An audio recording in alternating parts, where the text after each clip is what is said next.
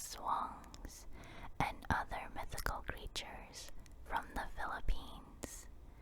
Creatures that go bump in the night. We are celebrating both the Halloween season and Filipino American History Month.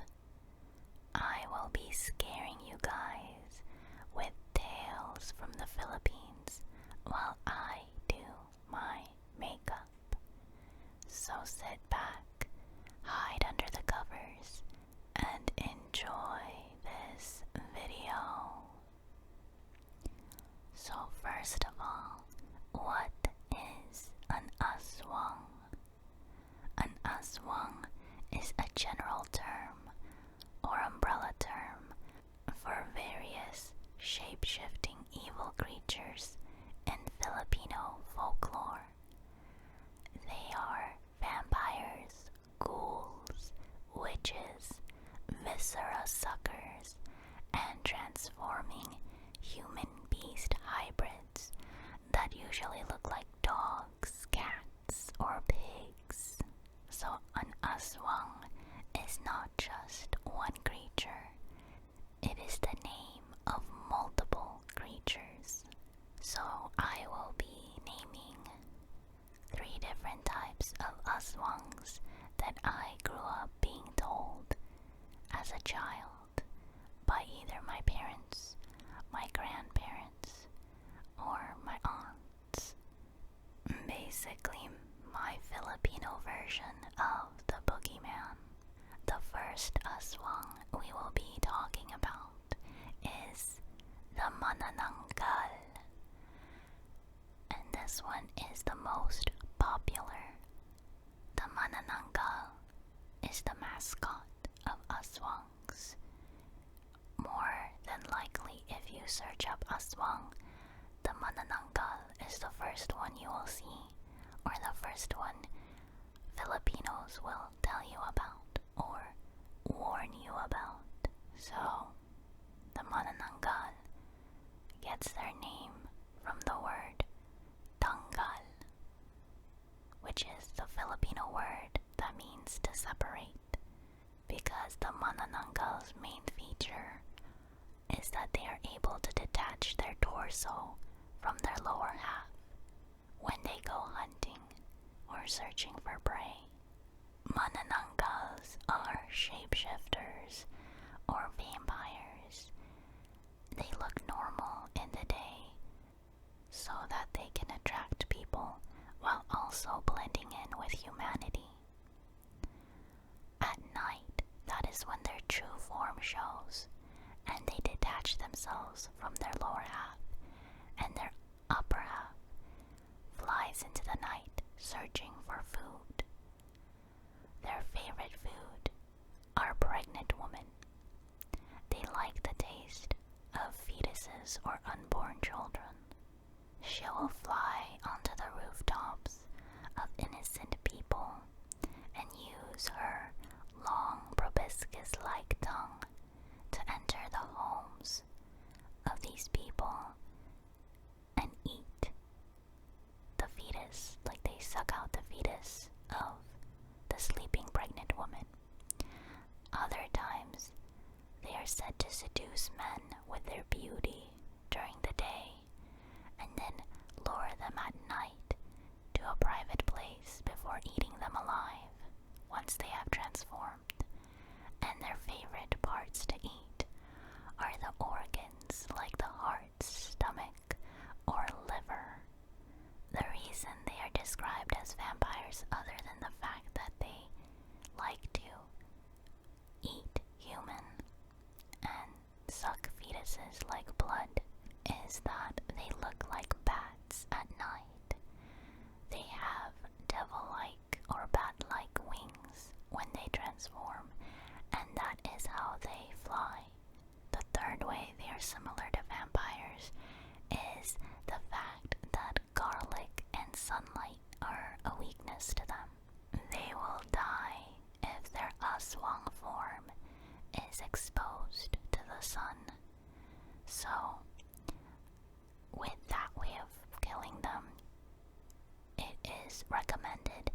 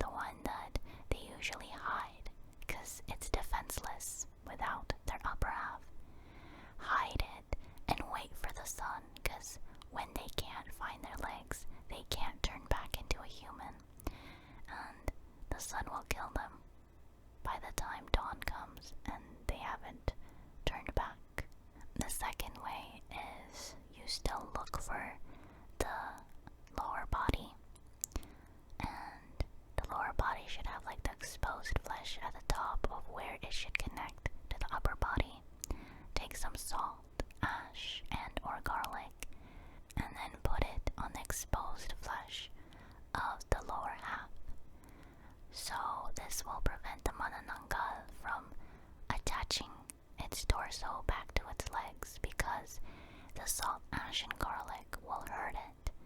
So again, since it can't transform back into a human by combining, it will die when exposed to sunlight. So those are the two different ways. The second aswang I was told a lot growing up is the tick, tick, tick, tick, tick, tick. Think of TikTok, but without the O, it's an I, and it's just tick, tick, tick, tick. The tick, tick gets its name from the sound they make when hunting. Tick, tick, tick, tick, tick, tick, tick, tick, tick, tick. But the sound becomes louder as they get closer to their prey, which is a method they do for their potential victims, so that they think they are far away. A tick-tick, depending on the region you live in the Philippines, will change in definition. A tick-tick can be interchangeable with a manananggal. In some regions of the Philippines, Tiktik and Manananggal are the same. In some regions where the Tiktik is the same, it's because of how they look and how they hunt. In those regions, the Tiktik are Aswangs that have a bird or bat-like form, and they fly in the night to hunt just like a Manananggal. And just like a Manananggal, a Tiktik's main way of hunting is their proboscis-like tongue. They have a really long tongue that they use to again eat unborn fetuses from pregnant women. But growing up, my version was different. The story my mom and my grandma would tell me is that a Tiktik crawls on all fours, and they look like a dog, like a werewolf. And they do have that really long tongue, but instead of flying onto the rooftops like a manananggal, they'll slowly creep into your house, and they're able to crawl onto the walls like a spider or lizard. And then right when they're dangling on top of the ceiling over your bed, they'll slowly slip their long, pointy tongues and eat your baby from the pregnant woman's belly. And those Tiktiks are more boar-like, or again dog-like in appearance, and are labeled differently than a manananggal, and why they are called a Tiktik. But yeah, again, depending on the region and who you talk to, the Tiktik is just a manananggal, or they can be two different things. But that is the Tiktik, Tiktik, Tiktik, Tiktik. The third aswang we will talk about, I was actually really iffy on putting it in this category, because while I was doing my research for this one, there was differing opinions online on whether it was an aswang or something completely different, like a demon or just an evil spirit. But I will use what I grew up on, and that is the stories I was told. It was an aswang, just a very different one. So far, both of the aswangs we have talked about have had animal-like appearances, or a human appearance of an adult woman. This one takes in the appearance of a baby, and that is why I still consider it a aswang, because it shapeshifts, and one of the descriptions of an aswang is the ability to shapeshift. A Tiyanak is basically a demon baby, or a demon-looking baby. So the way this Filipino folklore starts is if you hear a baby crying and wailing in the middle of the night outside of your house, don't go looking for it, and don't open that door. That crying baby is most likely a Tiyanak disguised as a baby abandoned in the forest or in the field. It uses its crying to attract people, and when picked up, it reveals its true form, a demon baby, and eats the victim alive by either biting or mauling them. Its appearance in Tagalog and Bicolano folklore described it as a small, ball-headed goblin with a mouth full of sharp teeth, pointed ears, bloodshot eyes, and disproportionate legs. The left leg is shorter, while the right one is unusually longer. Based on the movies and stories I was told and saw growing up, on Tiyanaks, they would look like normal, really cute, healthy-looking babies while they're outside crying, but the moment you bring them indoors, they will transform and get super strong and just eat you and everyone else in that house. And apparently, this is just from one movie I watched, the Tiyanak will not eat or attack the mother it came from. Now let me explain. Tiyanaks are Aswangs that originate from babies that have either been aborted or have been left to die outside and were not baptized. And since they were not baptized and blessed, they turn into vengeful spirits and eventually turn into a Tiyanak. And then they just want to feed on people. But if the mother of the Tiyanak is the one that finds the Tiyanak, or the Tiyanak finds its birth mother, for some reason they will know and they will not harm their mother. It's kind of bittersweet. So technically, a way to get rid of a Tiyanak, based on that movie I saw growing up, is to find its birth mother so that you can safely capture it and dispose of it. And that is a Tiyanak, and the final Aswang we will be talking about today.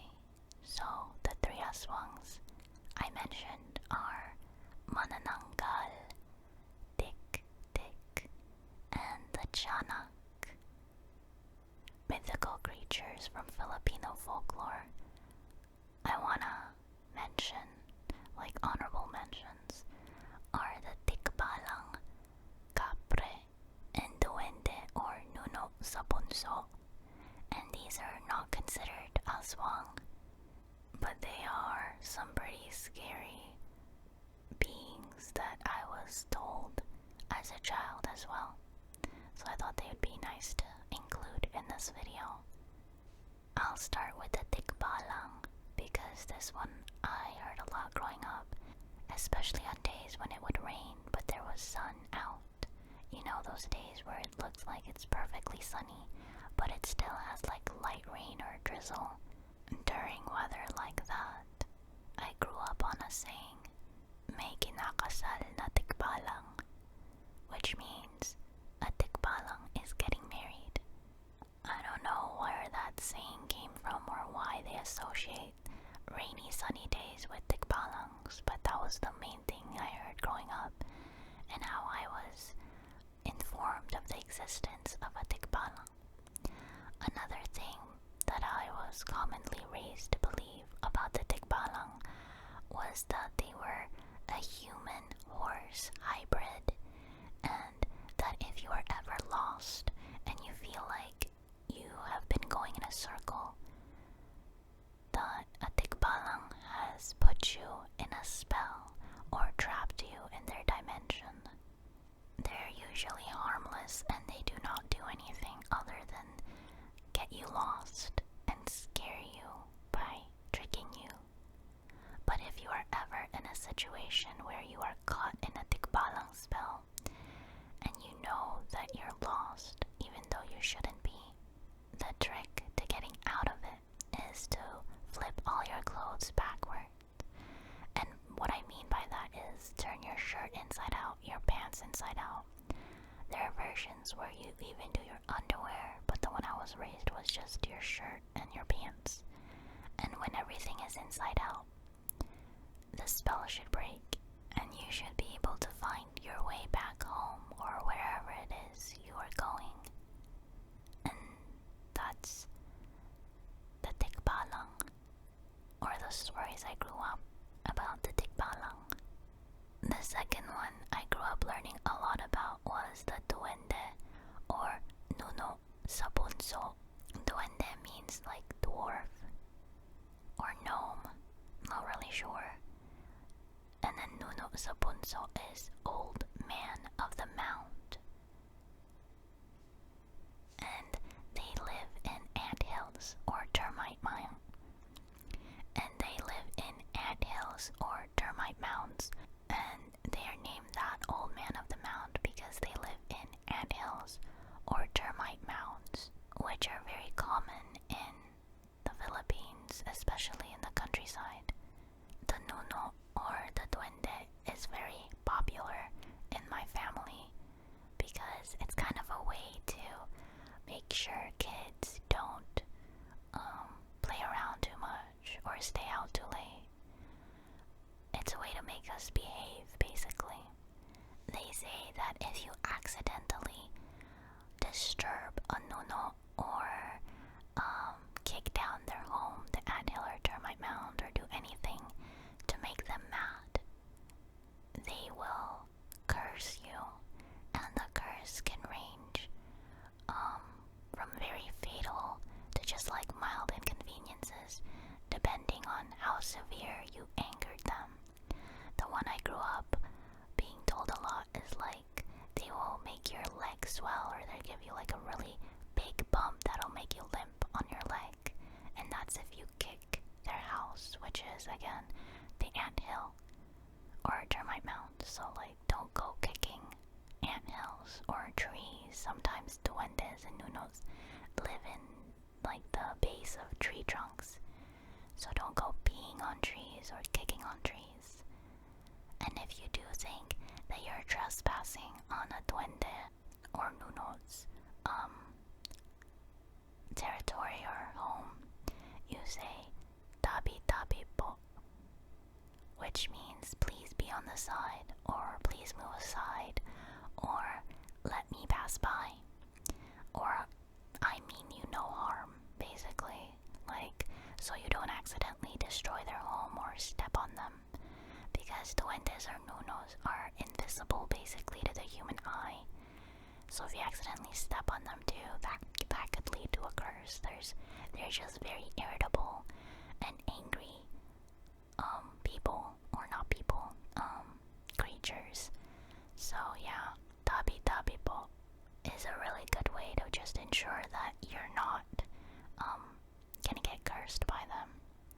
That was so ingrained in me and my cousins, like all my cousins' brains by my grandma, that anytime I'm in the forest or I feel like I'm not in the path, like, you know, there's hiking paths and I'm climbing out down trees, or there's like a random anthill, I say tabi tabi po. So yeah, that's a good habit for you guys to get into. Just whenever you're out in nature, you don't want to get cursed. I looked up other curses by the Nuno, and it says the curse can be like swelling or pain on any part of the body, which is what my grandma said, but like a rendition of it, because hers was just the leg. And then vomiting of blood, urinating black liquid, and excessive hair growth on the back, which again, just a mild inconvenience, a non-lethal one, compared to all the other curses I just said.